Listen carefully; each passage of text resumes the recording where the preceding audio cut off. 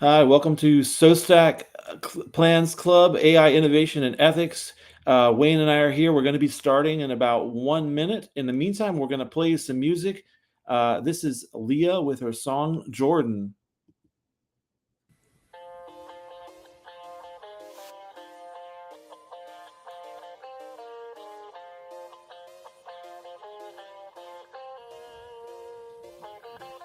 Lecę jak Lola w kosmicznym meczu. Flow Leosia, melodia jak Kate Bush. Lecę jak w kosmicznym meczu Michael. Widzę cię, wciągnąłeś mnie w bajkę. To moje miasto, to moje boisko. Nie trzeba mi wiele, ale mam wszystko. Idę tu nocą, światło migoczą jak gwiazdy. Patrzy się na mnie chyba każdy. Każdy się gapi lub spodełba na mnie luka. To moje życie, a nie jakaś bania luka. Sorry, I should have faded that. We'll listen to some more of that track at the end. That's Leah with the song Jordan. Welcome to the AI Innovation and Ethics Chat Club, the SoStack Plans Chat Club. We talk about AI innovation and ethics, all things cutting edge marketing and business technology. We've got well, first off, let's say hi to Wayne. Wayne Denner is here with us. Good morning, Reggie. Greetings from a very wet and windy Northern Ireland. As I look out the window, the storm is battering the building here, and hopefully Paul has managed to make it out of the sea safely before the storm. Speaking of Paul, why isn't he with us this morning? Yeah, he's taking a well-deserved break in Devon, I believe, which is a lovely part of the UK. So I'm sure he's probably getting similar weather than I'm getting here today. But nonetheless, I'm sure he's maybe even tucked up in a country pub having a nice pint of Guinness. Well, we wish him the best. Toast to Paul. A well-deserved break, like you said. We'll miss him this week, but the show must go on. I'm Reggie Johnson from Fort Worth, Texas, where it is morning. It's too dark outside to notice the weather, but it doesn't sound like it's the same as where you're at. So hope you make it through the storm okay. So let's go over our agenda. We've got a great agenda today. First off, talking about AI chatbots create a privacy nightmare. We're going to kind of summarize some of those recent findings with that. Also, in a deepfake search, some Bollywood stars in India are feeling threatened and are coming forward to ask for better protections. And we'll learn just a little bit about the way that their rights in India are a little different than in the US. Also, churches resurrect Charlie Kirk from heaven via AI. Concerning. Then one of our big topics with Wayne is safeguarding AI, critical child protection. Wayne's going to give us some insight on that. Looking forward to that. Then there's a worldwide petition to stop AI taking over the world. We'll talk about red lines and prohibitions, internationally agreed upon prohibitions, a petition you can sign to help stop AI from risks that are too high. Then some examples of poor usage of AI, like Taco Bell's drive-through. Man orders 19,000 waters. And then some punished lawyers explain why they used AI poorly. And then also AI seems to do better for short ads than for full feature films. So just some examples there of poor usage. Then on the more positive, we talk about Connor Grennan tells us that implementation problems of AI are about mindset, not tech. And we'll learn a little bit about that. And if we have time, how to become algorithmically attractive. So I have a feeling we may not make it through the full agenda, but we'll try and make sure to include at least one of the positive things, as well as we talk about one of the keys coming out with AI is how to use it in the positive ways and avoid the mistakes that some people fall into. So let's get started right away. Going into AI chatbots are quietly creating a privacy nightmare. So this is from Bernard Marr, someone we refer to often, and he talks about how chatbots like ChatGPT, Gemini, Grok are becoming more and more used, but we've probably mentioned that one of the most popular uses of AI is as for therapy, even if it's not a specifically therapy bot, not a specific therapy bot. People are using it for therapy. And here's the thing: when you pull up an AI chat and you chat with it and talk into it, you kind of have this feeling that you're in this private space. And that's maybe one of the advantages of having a bot is you're typing not to another human being. So you're not even sharing your concerns with another human being. It feels very private. Well, some stuff has come out finding that it's not as private as people thought. People believe their conversations will remain private, and businesses also believe that their strategies and whatever else that they or their suggestions, ideas that they get, they're reviewing reports and documents that aren't meant for public view, that those are safe to have AI review rather than bringing in somebody from the outside.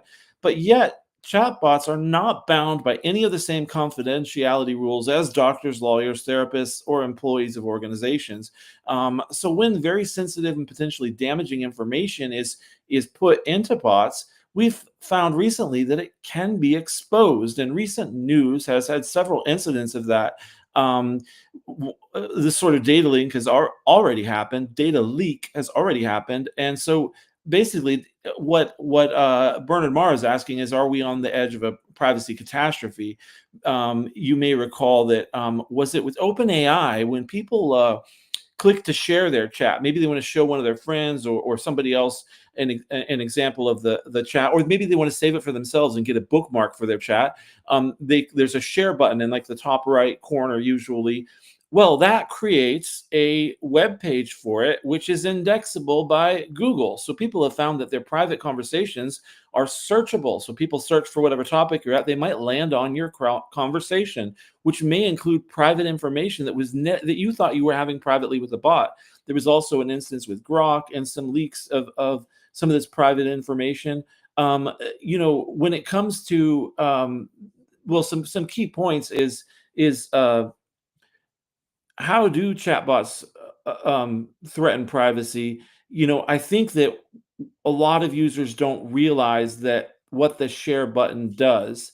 And that's a question I would throw out to Wayne, is just to say, when it comes to some of those things, what do you think can help people when they're inadvertently putting private information out there? Yeah, Reggie, I think that's a great question to consider. And I almost think that this technology almost needs to preempt a user before they start to engage with the service. So you almost like have an opt-in screen that appears just before you go to use it, and you get some of that information that, your information can be retained, your information can be used to train the large language model. Please be careful about personal, sensitive, and private information. All of those sorts of things that we're seeing now starting to come to the surface and to the fore, where businesses in particular are putting in very sensitive information, or the staff within these organizations are entering very sensitive information, and they're not aware that that information then is being trained or is being used to train the language model. So that can be a huge concern. So I think people do need to consider that. I think there needs to be more visibility for the end user in terms of what's going to happen with that information. Because sometimes I think, Reggie, it's actually very difficult to spot now whether you're actually talking to a real human being or whether it's a chatbot. And if you don't have that almost disclaimer pop-up appearing, then how do you tell the difference? Yeah, it's very true. And I think that sometimes when it comes to training data or training an AI, people feel like that's nebulous. You don't know where that's stored or how that's stored. Not even the experts necessarily know exactly how it's stored. So the idea that it could be search indexable maybe is something that can drive it home further by saying, look, whatever you chat with Grok, has been shown that it can be indexed by search engines. It's not, and it wasn't intended to be that way. It's just very thoughtless. It's not safety by design. And so, that's maybe something to give people a little bit of pause about what they type in. But Bernard Marr provides 4 things about what we can do, kind of along the lines of what you're saying, Wayne. But one is to acknowledge the fact that AI chatbots are not therapists, lawyers, or close and trusted confidants. I think that's really important for a number of reasons. They don't have the qualifications to be therapists or lawyers or doctors. Second, the golden rule is simply to never share anything that we wouldn't be comfortable posting in public. No matter how much it feels like we're having a one-on-one conversation. And to discourage, number 3, to discourage the practice of shadow AI. And this is where companies don't take leadership and their employees just use AI without proper guidance, AI literacy. You were saying teaching people about what they're doing. If they don't have the company to let them know, not to enter that private information, they're just rogue on their own. And then 4, regular training, auditing, and policy reviews must be in place to minimize risks. So this is something that I think will continue going forward. And I think we'll be talking about privacy for a while as far as what people need to learn and know about it. So anyway. It feeds in, Reggie, as well, to being careful about the personal information if it gets compromised in that data breach or that data leak, that sensitive information is going to be out there. So again, we've seen loads of examples from Marks and Spencer's huge cyber attack recently to large corporations and organizations across the world having sensitive information getting leaked onto the internet. This poses a huge threat for companies and organizations. And I think you're absolutely right. Those 4 steps are really important for businesses to consider. Thank you, Wayne. So moving on to movie stars in a deepfake surge. So you think it's just American movie stars in Hollywood. If you're not familiar, in India is a major center for movies in the other side of the world and culture, and it's called Bollywood. I think, and so based in Mumbai, Sherilyn Molan from BBC News wrote about how Bollywood stars are working together to ask the courts for a little bit better protections of their personalities, of their persons, because in India, the law is a little bit different. It's covered under common law through precedents and courts, as opposed to statutory law, where it's more codified by states or by the government. And we saw recently Denmark proposing a law to give all citizens the copyright to their own face, their own likeness, their own words. And so that's been, a move in that direction. It'll be interesting to see how many more countries adopt that, because it's not just celebrities. In the case of Denmark, it's going to everybody. So in this Bollywood move, celebrities, they've raised the question about their identities being misused. There have been some cases of this, their mannerisms, their catchphrases, all of this, because the India personality rights, they don't feel like give them the same protection. So, and they're pleased to the Delhi High Court. They've talked about unauthorized merchandising, creation of fake profiles and websites, and for making obscene AI-generated content, among other things. And there's a history here where one of the first instances of a celebrity asserting personality rights goes back to 2002 with singer Daler Mehndi. And there's it was a landmark ruling, but there have been other instances where these kind of personality rights aren't heritable in India. So when a celebrity dies, their family doesn't maintain right over their rights of personality. It's considered it expires upon their death because it's related more to privacy rights. So anyway, in the U.S., Elvis Presley's family can still control Elvis Presley's name, identity, and the rights related to that. So the calls for protections from deep fakes, from AI misusing and imitating people, and the right of your own personality goes beyond just the Western world, but it's also an issue over there. And I think that what one lawyer points out is awareness about one's rights and the desire to enforce them is key to benefiting from the safeguards inherent in the existing legal framework. And so that's a big point to me, is just awareness of your rights and the desire to enforce them, especially when you've got something to lose from it. And just last night, Reggie, I was delivering a workshop for a group of parents where this particular subject came up. We were talking about, what happens if somebody takes your image or your voice and decides to use it inappropriately or decides to misuse it. What roots does an individual have? So it's actually really interesting to see Denmark now pushing forward with this. And it's something that hopefully other EU countries will consider, will take a look at, and also consider implementing, because I think it's really important that the end user, i.e. you or I, have protections in place. If you're creating content online or you're creating, videos, what protections are there currently to prevent that image or that voice from being misused? And it's something that's really concerning. And that was a parent asking me that question last night. So our parents have concerns about this at the moment. Well, that relates to something that was said in the story, and that's that in India, the protections basically allow the court to order the merchandising company or the internet site to take down the violating material or the violating merchandise, but it doesn't necessarily have a way to compensate the person for the damage. And as one lawyer pointed out, by this time the damage is already done and there's no recompense for that. And so that's one of the reasons why they're fighting for something better. And that's always going to be the challenge. If you look at the EU here, for example, we have the right to be forgotten, which is Google's own, it was a law that was passed a number of years ago where if something is in the search engines, you have a right to contest that piece of information or that, web page, and you can submit a request to Google under the right to be forgotten. So we're probably going to see that having to be built out a little bit more, where it factors in these AI developments and also the misuse of voice and the misuse of image. Yeah, it's going to become more relevant. That's for sure. Well, moving on to resurrecting Charlie Clerk. Katharina Doria, an AI ethicist, writes on LinkedIn about something interesting that's happening, and that's that churches are now using AI to create AI generated voice messages from Charlie Kirk from heaven. And she points out that this is worrying.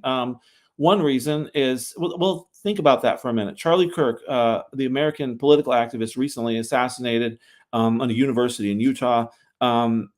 So now churches are creating his AI likeness and having it deliver a message. Think how you would feel if you were in a church or wherever, anywhere, public gathering, and they said, "Here's Charlie Kirk," or a message from him. And they may tell you it's AI generated, and you hear it. It's an interesting experience that a lot of people in human history haven't had to deal with.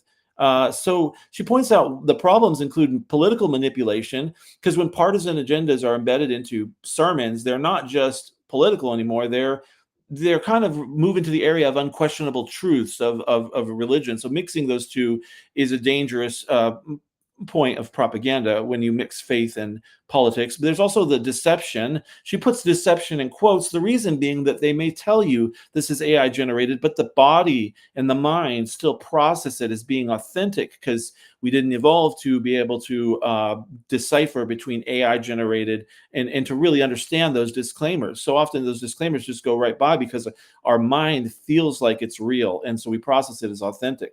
Number three, ethical and legal violations. Do you think every church that's doing this has gotten permission from Charlie Kirk's family? We were just talking about rights. Has gotten permission and consent to use that.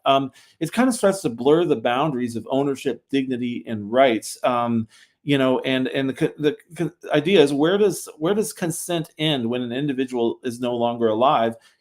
How do they get consent, and what is considered proper? But she has some really good pithy quotes in this post on LinkedIn, and we'll share the links to this and everything else in the blog, prsmith.org/blog, which I'll put in the chat in just a moment. But what she says is, what worries me the most about this trend is that this trend reveals AI is being normalized as a persuasion tool in spaces that already carry immense emotional and cultural power. And if it starts here, what's next? So she points out that we could see religious leaders taking it even further, conjuring up, new revelations, or adding hidden agendas, validating political movements, using an AI-generated Jesus, as she puts it, to validate a current political movement, telling people how to vote. And she says, at this point, this isn't about technology anymore. It's about mass manipulation, identity, and control on a scale we've never seen before. It's psychological conditioning, and it looks a lot like collective psychosis. Interesting thoughts from Katharina Doria, an AI ethicist, on this topic. So moving on, it just teaches you to question everything. But moving on to safeguarding AI, Wayne, you were going to talk to us a little bit about this. Yeah, and this leads really nicely into the importance of educating our parents, our teachers, and indeed our young people that are coming through schools and colleges about what's happening in the world of AI and the importance of safeguarding in itself. I mean, what we're talking about in the show today are really important topics, and are topics that's going to shape where a lot of this goes, but also the young people and indeed the society that it impacts as a whole. So we do have to be having these discussions. We do have to be thinking about safeguards, and fundamentally we have to be thinking of ways that we can protect ourselves, so that this technology is going, that's getting rolled out at the moment, has fantastic benefits, but it also comes with real risks and dangers. Reggie. Sorry, I had my mute on there. I had some questions for you with that. So with AI tools now integrated into so many platforms, what are the biggest risks for children and young people, and how can parents and educators keep up? One of the biggest risks at the moment, and we kind of talked about it in relation to the Charlie Kirk example a couple of moments ago, was being able to decipher what's real. The technology is improving all the time. It's getting better all the time. Where we are now was different to where we were 18 months ago. So it's getting almost much more difficult for the end consumer, whether that's a child or a young person or an adult, to be able to decipher, is that actually real? And could that have been created using some AI tool? But fundamentally, how do I spot that it's not real or it's not genuine or it's being created by AI? And that's where I think some of the platforms now are coming onto the spotlight as well. When you're scrolling through your newsfeed on TikTok or Instagram or any other platform for that matter, and they ask you when you're uploading content now, has this content been created by AI?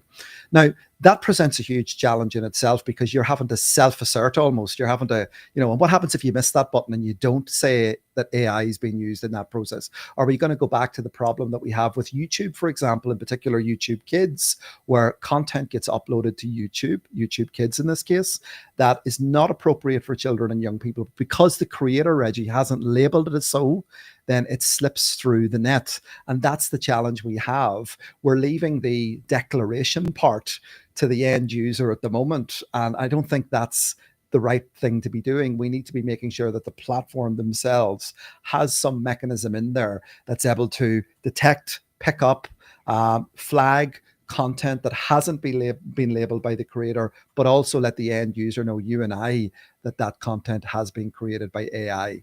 And that's something that I think we really, really need to focus on. That also feeds into our digital literacy in our schools, equipping our young people with the skills to be able to spot this type of stuff, but also to have a voice in the conversation as they grow up, helping shape the way AI gets rolled out to our society. I like that point of not just how teaching or talking about how can we protect young people, but give them a voice in the conversation. I guess that leads to the question you talked about what the platform can do in order to and how they need to take some responsibility. But how can we teach young people to spot manipulated content? I mean, is there a way for them to be able to do it, or is it too realistic that we can't, or is it if it's too good to be true or serves an agenda? I don't know. I'm just I think developing critical thinking skills is so important within our young people nowadays.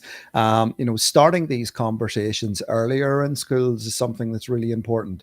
So starting that digital literacy education piece from very young and not leaving it until secondary school, which a lot of schools currently leave it to. So building in really good, robust curriculum, lesson plans, equipping our teachers also with the skills to be able to help equip students and young people whenever they're using technology as part of the homework, assignments, research, coursework, whatever it might be, that if they're going onto the internet in particular and they're going to be using some of these AI tools like ChatGPT and other stuff that's out there, that they are aware of the limitations and the capabilities of the technology itself, and that they don't take everything as the word or truth that ChatGPT returns to them. So I think that's going to be a really, really important focus within education, not just here in the UK and Ireland, but across the globe.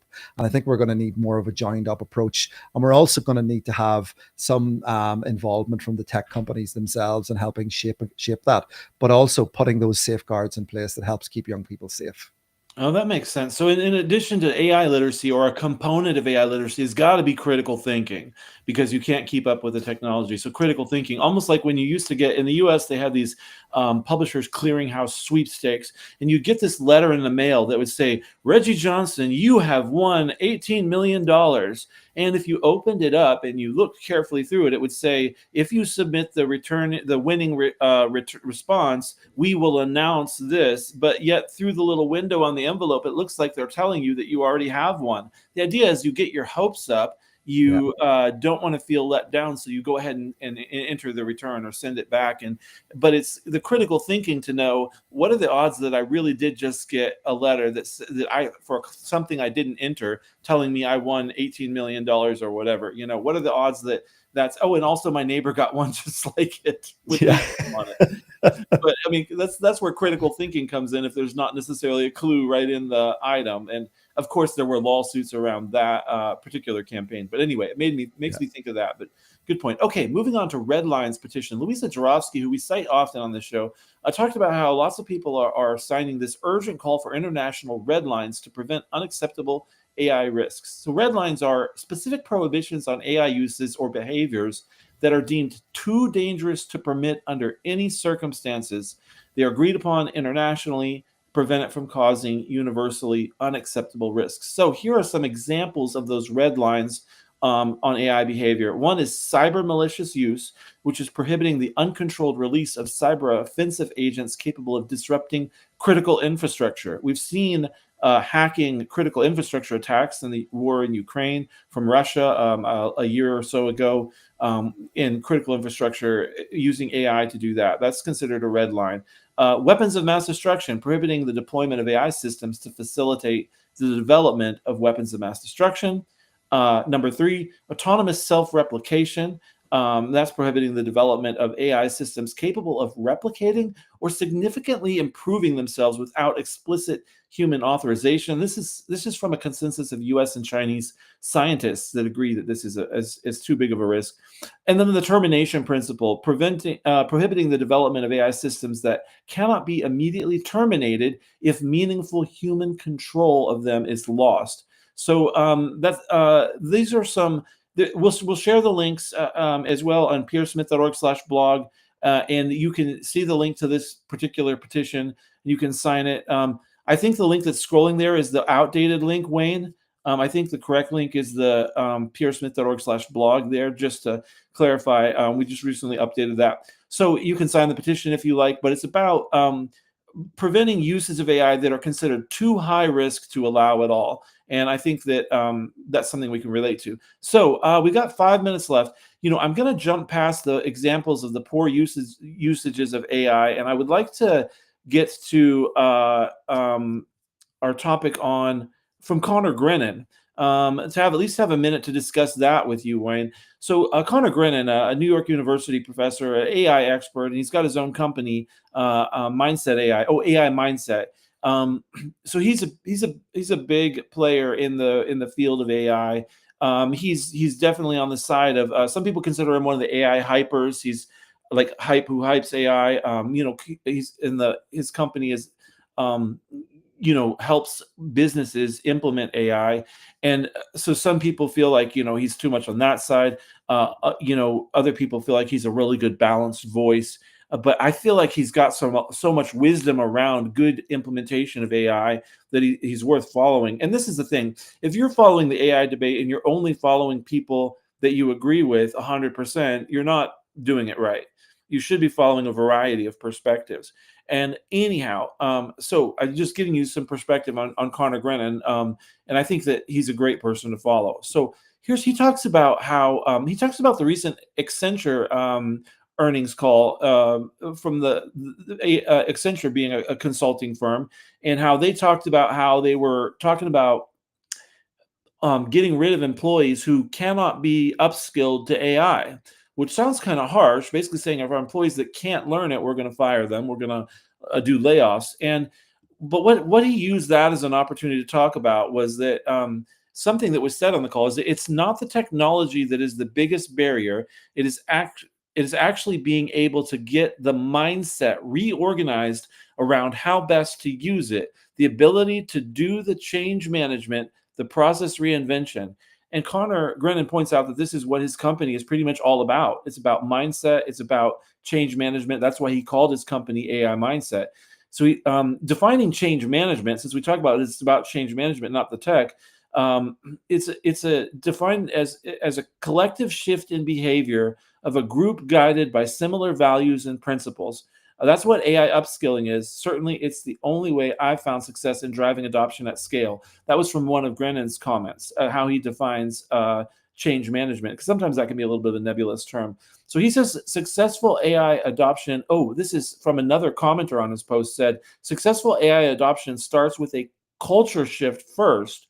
The technology implementation follows.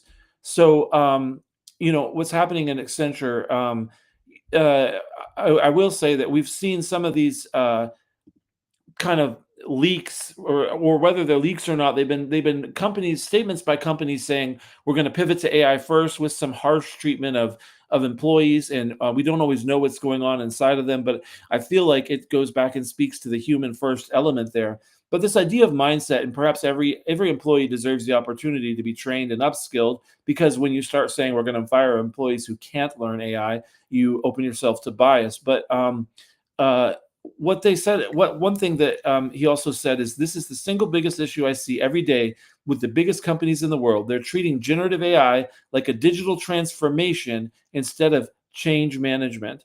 And so we have to have our people understanding not just how to use generative AI, that's skill number one. They have to understand how to apply it for their clients. And they see this in every different area, consulting, legal, banking, insurance, anywhere that trust is expected. So it's not just about the tech. It's not just about upskilling to learn the technology. It's about mindset. And if your people are good at talking to humans and relationships and managing people, your people are going to be rock stars. I know. What are your thoughts on that, Wayne? I remember back in 2021, Reggie, I did a course in the University of Ulster on digital transformation management. And I remember back as far as then, one of the assignments was on, how do we successfully bring employees along on the journey? And I think that's really, really important. It's not about replacing employees. It's about bringing them along on the journey. And I think what you mentioned a couple of moments ago, it's people first, and then it's the technology second. I think that's so, so important. There are huge opportunities here for people to reskill, but also to get redeployed within other parts of the organization where that human element is so important, where you might be able to use the technology for an automation piece that doesn't maybe require humans, but you're still keeping those key employees, other parts, you're deploying them within other parts of the organization where the customer focus is so, so important. The machines are never going to replace that. And that's, I think, what so kudos to Connor Grennan for bringing this out. Sure. Mindset first, getting your mind around the transformation, and then the transformation, and then the technology, and specifically thinking how you're going to apply it, either for your company or for your clients. Thinking about how you're going to apply it, not just let me learn AI or let's just add AI to our company so that we can be more valuable, make the shareholders happy who are clamoring for, got to keep up with the times. Know how you're going to use it, but people first, changing the mindset around the way you work with people, and that relationship aspect, that personal human aspect, is so important. And that's going to be even more important as we see more things taken over by AI. That is going to be very valuable if you have those skills with people. Well, we are at time. We're at 7:31. Paul would be proud of us for ending right on time, or just about on time. And we're going to play out here. We hope that you guys have a really great weekend. We're going to play some more of the song Jordan by the artist Leah. It's a great song. Paul has promised us one day, her father has said she's going to get us the translation of the lyrics. And so anyway, we're going to go ahead and play this out. We wish you a great weekend. Thank you, Wayne, for joining me. Great discussion today. I really enjoyed this. I look forward to talking with you more in the coming weeks. Paul should be back next week. We wish Paul well where he is. Cheers to Paul, and we'll see you guys soon. So here is Leah with the song Jordan. Jedno tempo sobie stuka, nagle wryta staje i na ciebie lukam. Ja i ty, to tak jakby mały tune skład. Ty masz tę charyzmę, a ja urok mam. Zatańczymy razem, nie stój dłużej sam. To życie jak z bajki Lola, Bunny, Bunny, Bugs. Lecę jak Lola w kosmicznym meczu. Flow Leosia, melodia jak Kate Bush. Lecę jak w kosmicznym meczu Michael. Widzę cię, wciągnąłeś mnie w bajkę. Jak Jordan, jak Michael. Bajkę, wciągnąłeś mnie.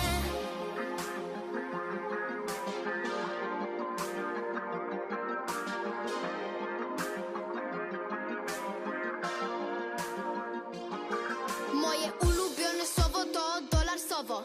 Tak się czuję, bawię się nim jak bawię się modą. Lubię jak jest słodko, ale bryzę słoną chłonąć. Lubię tak, że są wakacje, więc siedzę nad wodą. Choć na co dzień Londyn, to w Polsce mam wszystko. Tutaj jest mój dom, tutaj jest moje boisko. Muzyka to most i jak w San Francisco. Jadę nim do ciebie, zróbmy widowisko. Lecę Jak Jordan, już nie jak jakiś motyl. Kot w mojej głowie to już chyba